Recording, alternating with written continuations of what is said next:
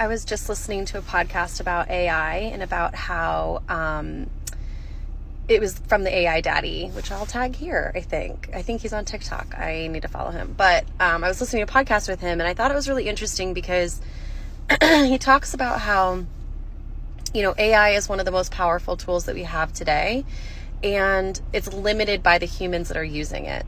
So what's really important about AI is that we have to become really great with our words and how we describe things. And I love the way he framed it, where it's like humans are going to have to become poets. We're going to have to be very thoughtful about how we're describing our prompts to the AI machines to get exactly what we want, and really becoming artists in how we use this technology. And those are why I created my guides, because so many people go on to ChatGPT and they're like, write me an article about, I don't know, ficus trees in the winter in Arizona or whatever, right? And then it's like a very generic response. And the podcast that I listened to, and I can't remember exactly what the podcast was named, but if you just search the AI Daddy on podcast, I'm sure you can find it. But the host was talking about the different ways that he was prompting ChatGPT, and he asked ChatGPT to write him a poem from the perspective of a monk about this particular book with the allegory of blah.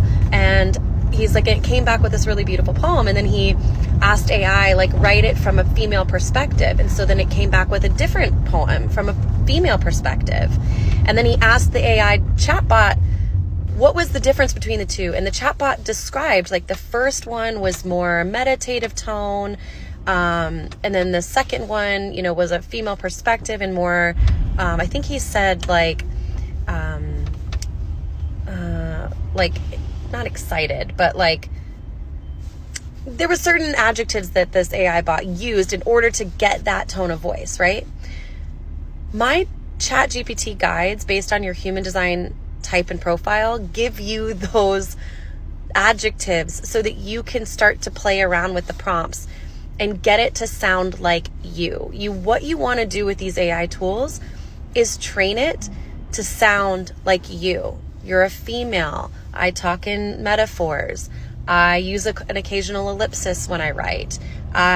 So I give you all of these different things to think about and journal about and prompt about to get you really clear on how do I use this AI tool with the best ability.